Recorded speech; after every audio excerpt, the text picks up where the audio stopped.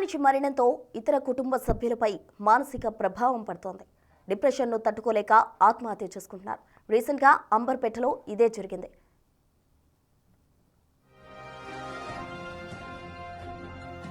కుటుంబంలోని ముగ్గురు ఊరేసుకొని చనిపోవడంపై అనుమానాలు వ్యక్తమవుతున్నాయి. కొద్ది రోజుల క్రితమే శ్రీనివాస్ పెద్ద కుమార్తె ఆత్మహత్య చేసుకుంది. ఆ తరువాత కుటుంబం డిప్రెషన్లోకి వెళ్ళింది. కాలనీ వాసులకు దేవుడు మమ్మల్ని రమ్మంటున్నాడని తరచుగా శ్రీనివాస్ భార్య విజయలక్ష్మి కూతురు శ్రావ్య చెప్పినట్టు తెలుస్తోంది. కూతుర్ని కోల్పోయిన బాధలో అలా మాట్లాడుతున్నారని స్థానికులు అనుకున్నారు.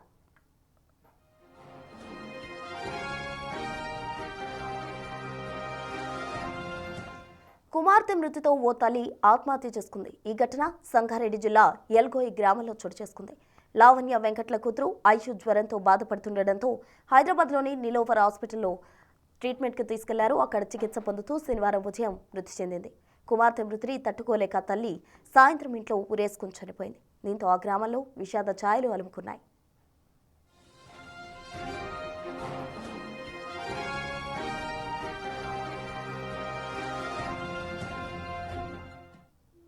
ఇటీవల కాలంలో కుటుంబ సభ్యులు మృతితోటి కుటుంబంలో సభ్యులు మానసిక ప్రభావంతో బాధపడుతూ ఉన్నారు. వారు కూడా సూసైడ్ అటెంప్ట్ చేస్తూ చాలామంది తమ ప్రాణాలు బలవన్మరణానికి వాళ్ళు పాల్పడుతూ ఉన్నారు. దీనికి సంబంధించి మనతో డిస్కస్ చేసేందుకు డాక్టర్ హరిణి సైకియాట్రిస్ట్ బిగ్ మాట్లాడేందుకు సిద్ధంగా ఉన్నారు. వారిని అడిగి ఈ సమస్యలకు సంబంధించి ఏ విధంగా బయటపడాలి అనే మార్గాలు తెలుసుకుందాం. నమస్తే అండి హరిణి గారు. నమస్తే అండి. ఎస్, చెప్పండి. ఇటీవల కాలంలో మనం వింటూనే ఉన్నాం, చాలామంది కూతురు చనిపోయిందని కుటుంబ సభ్యులు ముగ్గురు మరణించడం జరిగింది. అలాగే సూసైడ్ చేసుకున్నారు. ఇంకొక చోట వాళ్ళ పాప చనిపోయిందని ఇంకో తల్లి సూసైడ్ చేసుకుంది. ఇటీవల కాలంలో ఇంట్లో మనుషులు చనిపోయారని వాళ్ళే బలవన్మరణానికి పాల్పడుతున్నారు. అంటే కుటుంబంలో ఎవరైనా చనిపోయినప్పుడు ఇటువంటివి సహజం అంటారా?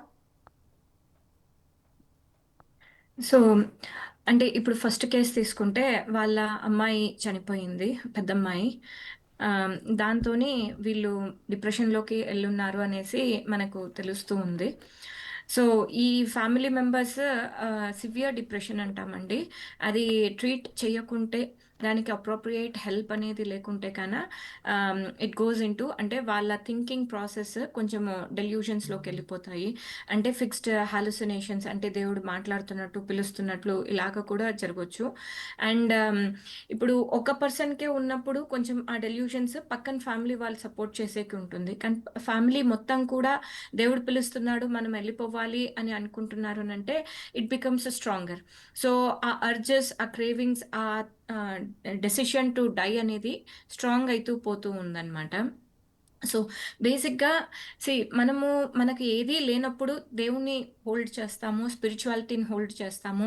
Which is all good. కానీ కొన్నిసార్లు మనము ఆ సైకలాజికల్ మోడ్‌లో ఉన్నప్పుడు మనము తప్పుగా అర్థం చేసుకుంటాం. అంటే దేవుడు పిలుస్తున్నాడు. దేవుని దగ్గరికి వెళ్ళాలంటే అది ఒక యోగం. పీస్‌ఫుల్ డెత్ అనేది ఒక వి హావ్ టు ఎర్న్. దానికోసం మనము చానా సంపాదించుకోవాలి. ఒక మంచి డెత్ కావాలి అనంటే. ఈ సూసైడ్స్‌తోని చనిపోయేది it's not a healthy death అండి. అది మన మానసిక స్థితి బాలేక మనకు జరుగుతున్న పరిస్థితులను మనము తప్పుగా అర్థం చేసుకొని దాన్ని దేవుడు అనే పేరుతోని మనం చెయ్యడము అనేది అది it's not healthy. It's not appropriate. Okay. అలాంటి వాళ్ళకి ట్రీట్మెంట్ అవసరము. ఎట్లయితే హార్ట్ అటాక్ వస్తుంది స్టార్ట్ అంటే ఒక విండో పీరియడ్ ఉంటుందండి. హార్ట్ అటాక్ రాకముందు అంటే వాళ్ళు unhealthy eating, unhealthy life styles నుంచి మధ్యలో చానా పాయింట్స్‌లలో రెగ్యులర్ చెకప్స్ చేపించుకునేది, రెగ్యులర్‌గా ఇవి చేసేది. అందులో ఆ హార్ట్ అటాక్ వస్తుంది, పెయిన్ వచ్చిపోతుంది అన్నప్పుడు కూడా మనం ఆ బ్లాక్ ఓపెన్ చేసేకి ఏమైతే ప్రయత్నాలు చేస్తామో ఇంటర్వెన్షన్స్, అలాగే ఒక డెత్ అనేది రాకముందు, సూసైడ్ అనేది చేసుకోకముందు ఆ ఇంటర్వెన్షన్స్ అనేది మనం చేసుకుంటే death is preventable. It's most now dreaded suicide అనేది పబ్లిక్ హెల్త్ ప్రాబ్లమ్ అయిపోతా ఉంది. మనకొకటే కాదు, అన్ని కంట్రీస్‌లో కూడా ఆ నిమిషము అలా ఎలా బ్రెయిన్ ఆలోచిస్తుందో ఇంకేమీ మార్గాలు ఓపెన్ లేదు అనేసి కన్విన్స్ అయిపోతుంది. సో, ఈ సూసైడ్‌కనేది పాల్పడుతున్నాం. ఆ టైంలో కొంచెం మనము ఒక హోప్, ఒక ఆహ్, యు నో ఆ అర్జెస్ అనే దానిలో నుంచి పక్కన తెచ్చేసి బ్యూటిఫుల్ లైఫ్ ఉంది. ఆ చిన్నమ్మాయి, రెండో అమ్మాయికి ఎంత మంచిగా మంచి లైఫ్ ఉంది. హ్మ్. ఇప్పుడు ఫాదర్ ఒకటే చనిపోతే తను he would think what will happen to the wife. Wife పోనీ వీళ్ళు పేరెంట్స్ చనిపోతే ఆ అమ్మాయి ఎలాగా? సో, ఒకరికొకళ్ళు బాధపడకూడదు అనేసి ఇలా చేసుకోవడము it's not at all healthy. అనవసరంగా పక్కన వాళ్ళు స్టిమ్యులేట్ అవుతారు. అనవసరంగా ఇది దేవుడు, ఇది వాళ్ళు నిజంగా పిలిచినారు. ఇవన్నీ కూడా వాస్తవాలు కాదండి. సో, అనవసరంగా మనము అంటే ఒక అంటే హరిణి గారు రిలీజియన్ ఒక ఇది అని పెట్టడం వలన మనము చెప్పండి. ఇప్పుడు వీళ్ళు దేవుడు పిలుస్తున్నాడు, మేము వెళ్తున్నాం అని చెప్పినప్పుడు చుట్టుపక్కల వాళ్ళంతా కూడా సాధారణంగా కూతురు చనిపోయింది కాబట్టి ఆ బాధలో మాట్లాడుతున్నారు అనుకున్నారు. సహజంగా కుటుంబంలో ఎవరైనా చనిపోయినప్పుడు నేను బ్రతకడం ఇంకా అసాధ్యం, నా బిడ్డ లేకుండా ఉండడం, ఇటువంటి మాటలు వింటూ ఉంటాము. అయితే ఇప్పుడు ఈ ఫ్యామిలీ విషయానికి వస్తే వాళ్ళు ముగ్గురు కూడా దేవుడు పిలుస్తున్నాడు అని వెళ్ళిపోయి ఎలా గుర్తించాలంటారు ఇటువంటి కండిషన్ని? అంటే వాళ్ళు బాధలో ఉన్నారా లేకపోతే సైకలాజికల్ డిసార్డర్‌లో ఉన్నారా అని? అమ్మ దేవుడు ఆహ్, నిజంగా పిలుస్తున్నాడు అనేది మనము ఎంతవరకు అంటే ఏమవుతుంది పర్టిక్యులర్‌గా ఈ కాంటెక్స్‌లో. ఓకే.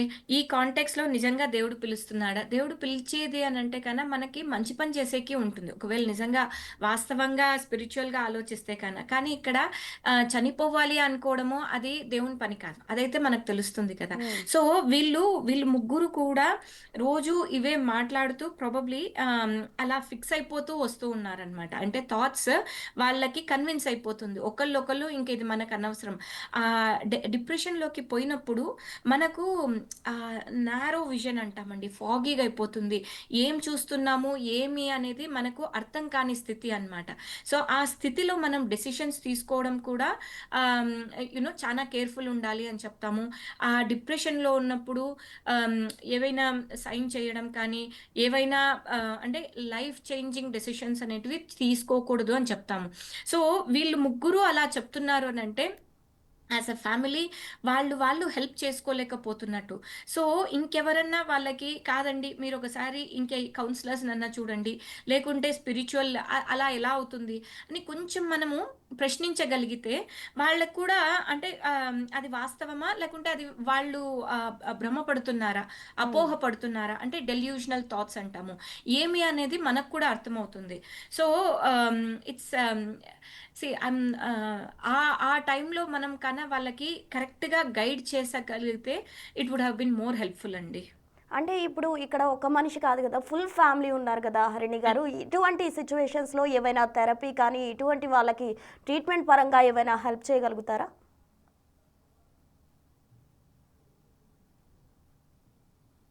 సీమ డెల్యూషన్స్ ఒక సింగిల్ పర్సన్‌కి వస్తే ఓకే. Single delusional. కానీ ఇద్దరు పర్సన్స్‌కు రావచ్చు. లేకుంటే మొత్తం మాస్ డెల్యూషన్స్ అంటాము. ఇవన్నీ సైకియాట్రీలో టర్మ్స్ కూడా ఉన్నాయి. అంటే okay. It's not like unknown thing. They are present in psychiatry which have been described అనమాట. ఓకే. సో, ఇద్దరు మొగుడు, పెళ్ళాలు ఒక ప్రైమరీ థాట్ ఉంటుందనమాట ఒక పర్సన్‌కి. Secondary person shares that delusion and starts believing this అనమాట. సో, ఇప్పుడేం చేయాలి? వీళ్ళకి ట్రీట్మెంట్ చేయాలి అంటే కొన్నిసార్లు వీళ్ళిద్దరిని కొంచెం దూరం పెట్టేసి అంటే ఒకళ్ళొకళ్ళు షేరింగ్ లేకుంటే ఈ సెకండ్ పర్సన్ ఈ ప్రైమరీ పర్సన్ నుంచి వచ్చిన డెల్యూషన్ వీక్ అయిపోతుంది. అంటే కాకపోవచ్చేమో అనే ఆహ్, మనం వీళ్ళతో వర్క్ చేయడం ఈజీ అవుతుంది. ఓకే. సో, ఇక్కడ మనము ట్రీట్మెంట్ అనేది చేసుకోగలిగితే ఓకే. ఈ డెల్యూషన్‌ని ట్రీట్ చేయగలిగితే యాస్ ఎ ఫ్యామిలీని కూడా మనం ట్రీట్ చేయగలుగుతామనమాట. సో, ఈ డెల్యూషన్స్ ఇక్కడే కాదు రిలీజియస్ డెల్యూషన్స్‌లలో ఎక్కువ మాస్ డెల్యూషన్స్ అనేటివి జరుగుతుంటాయి. అంటే ఒక థాట్‌ని అంద ఆహ్, మెయిన్‌గా ఒక పర్సన్ ఉంటుందనమాట డెల్యూషన్. మిగతా వాళ్ళు షేర్ చేస్తారు. So, okay. దాంతోని అది మాస్ ఎఫెక్ట్ అయినప్పుడు ఇంకా స్ట్రాంగ్ అవుతుంది. ఎక్కడ కూడా వద్దు అనే రెసిస్టెన్స్ ఉండదు. లేకుంటే ఆల్టర్‌నేటివ్ పాజిటివ్ థింకింగ్ అంటాము. అలా చేసేకి కూడా స్కోప్ ఉండదనమాట. హుహు. ఇప్పుడు ఎవరైనా చనిపోయినప్పుడు ప్రొలాంగ్డ్ గ్రీఫ్ డిజార్డర్ అనేది సో, వస్తుందని విన్నాను హరిణి గారు. సో, అలాంటిది ఎక్కువగా సూసైడ్ రిస్క్‌ను కూడా పెంచుతుంది అంటున్నారు. మరి అవి ఎలా ఓవర్‌కమ్ చేయాలంటారు? Correct. So, first thing suicide ఒకసారి ఫ్యామిలీలో జరిగింది అనంటే, there is a risk of suicide in that family history అని చెప్తాము. ఓకే. అంటే ఒకళ్ళు చేసుకున్నారు అనంటే ఇంకా ఆ ఫ్యామిలీస్‌లో మళ్ళా చేసుకునే రిస్క్ అనేది ఎక్కువవుతుంది అని చెప్తామనమాట. ఓకే. అండ్ రీసెంట్‌గా ఇప్పుడు ఫస్ట్ డాటర్ ఎప్పుడు చనిపోయిందో తెలియదు. ఏ కారణాల వలన చనిపోయిందో తెలియదు. ఓకే. అంటే వాట్ ఐయామ్ టాకింగ్. అంటే వీళ్ళకి ఆ ఇన్‌కంప్లీషన్స్ ఉంటాయన్నమాట. అంటే యాస్ ఎ ఫ్యామిలీ వాళ్ళు వాళ్ళు బాధపడుతున్నది అంటే it's not just the loss of the child but the dignity of the family. Okay. ఆ అమ్మాయి ఎందుకు చనిపోయింది? వీళ్ళు ఎలా ఉండలేకపోతున్నారు? ఎలా ఉండాలనుకున్నారు? ఎప్పుడైనా హెల్త్ అనేది ఒక్కసారి you lose it, it is a loss. ఒక డిసెబిలిటీ అయితే మనకు కనిపిస్తుంది కానీ, ఈ hmm. Loss of the family మెంబర్‌తోని ఉన్నది మనకు కనిపించదనమాట. అది ఈచ్ పర్సన్స్ ఇంటర్ప్రిటేషన్స్ వేరే వేరేగా ఉండొచ్చనమాట. So, putting that to one side. ఇప్పుడు వాళ్ళు ఆ డిప్రెషన్ నుంచి అంటే ఆ ప్రాబ్లమ్ ఇంకా రిజాల్వ్ అయిందా లేదా తెలీదు. వాళ్ళకి ఒక క్లోజర్ వచ్చిందా? వాళ్ళు ఒక ఫ్యామిలీగా అంటే మనిషిగా డిగ్నిటీ అని అంటాం. ఓకే. ఒక సెల్ఫ్ రెస్పెక్ట్‌గా వాళ్ళు ఆహ్, ఉండగలుగుతున్నారా? లేకుంటే వాళ్ళు ఒక కోపము, రిసెంట్‌మెంట్ అంటే మాకు న్యాయం జరగలేదు. ఇక్కడ వీళ్ళెవరు ఇది చేసుకోలేదు. ఈ లోకం మంచిది కాదు అని అంటే వాళ్ళ థాట్ ప్రాసెస్ ఎలా ఎవాల్వ్ అయింది. ఎప్పుడైనా చనిపోయినప్పుడు బెరీవ్‌మెంట్ రియాక్షన్ అని చెప్తాము. దాంట్లో స్టేజెస్ ఉంటాయన్నమాట. అంటే ఫస్ట్ విన్నప్పుడు షాక్ ఉంటుంది. ఓకే. తర్వాత డినయల్ ఉంటది. ఇది కాకపోతే బావుంటదేమో, ఇంకేమన్నా నేను వినకుండుంటే బావుంటుందేమో, ఇప్పుడు ఈ న్యూస్ తప్పయింటే బావుంటుందేమో అనే యూ నో ఇదిలో ఉంటారనమాట. ఆ తర్వాత కోపం. అంటే హ్మ్, ఎందుకిలా జరిగింది? ప్రతి ఒక్క మనిషి మీద బ్లేమింగ్ లేకుంటే దేవుడు ఇలా చేసుకోలేదు, లేకుంటే వీళ్ళు ఇలా చేసున్నారు.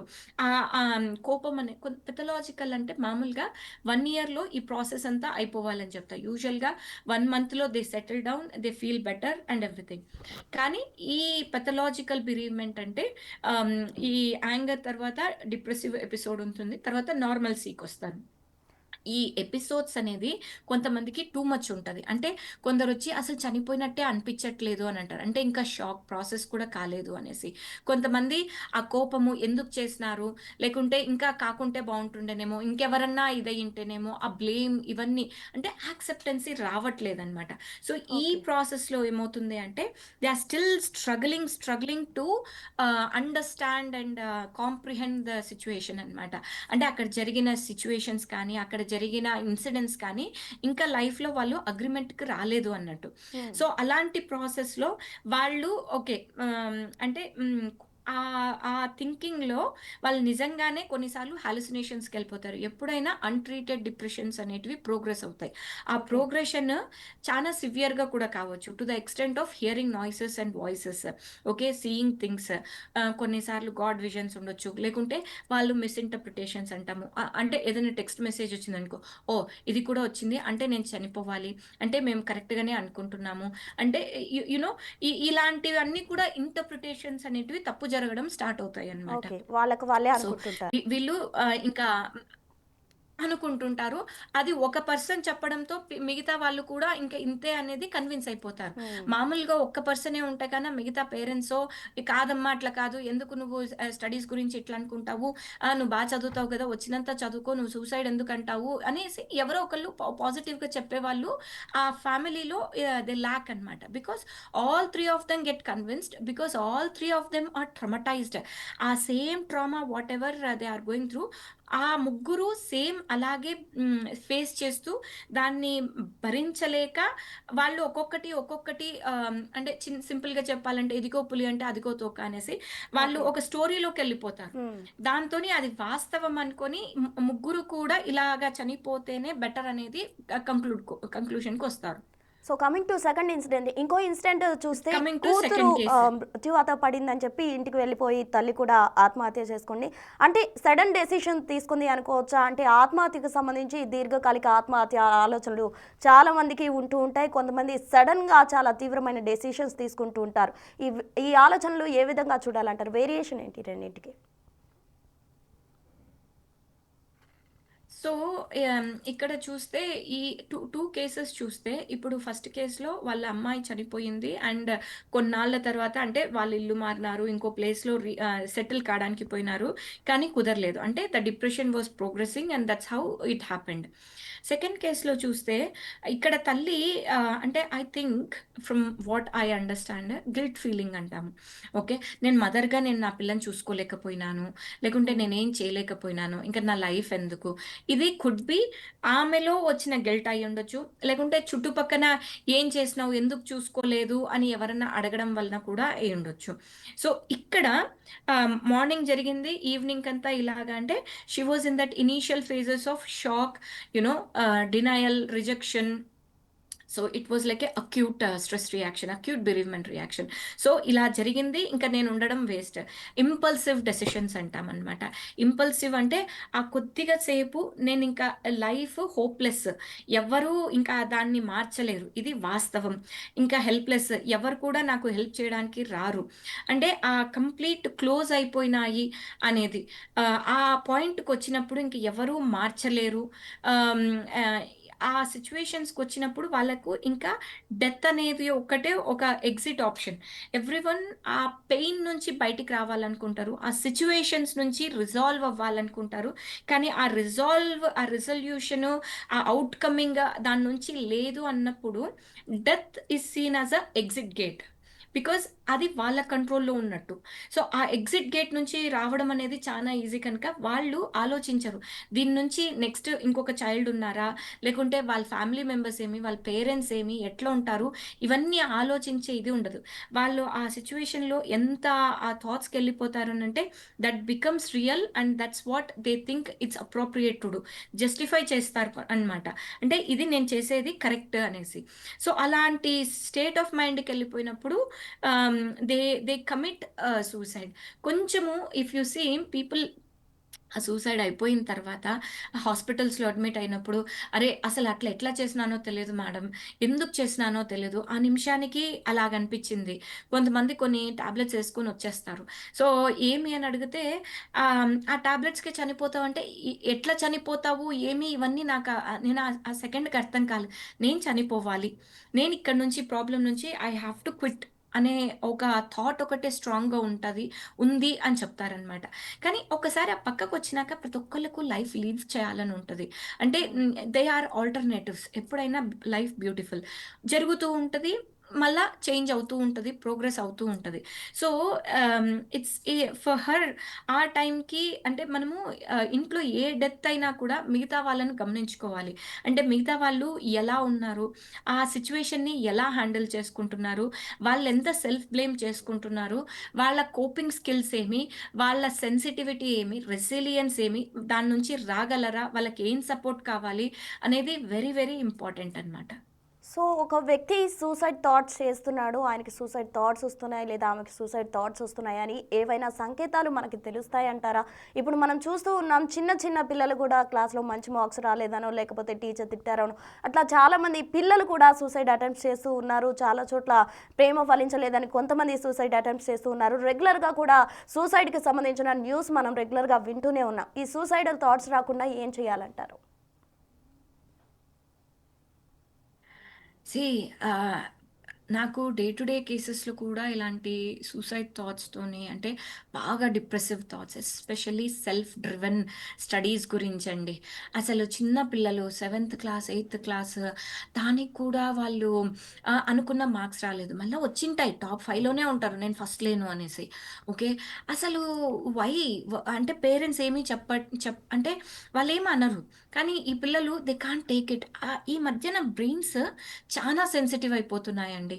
ఆహ్, ఆహ్, ఆహ్, వాళ్ళు ఆ సెల్ఫ్ రెగ్యులేషన్ అంటాము. అంటే ఏదైనా ప్రాబ్లమ్ వచ్చినప్పుడు పర్వాలేదు నేను మేనేజ్ చేసుకుంటాను. నెక్స్ట్ టైమ్ చూసుకుంటాను అనే ఈ కాన్సెప్ట్సే లేవు. ఆ ఎమోషనల్ కోషంట్ అంటాము.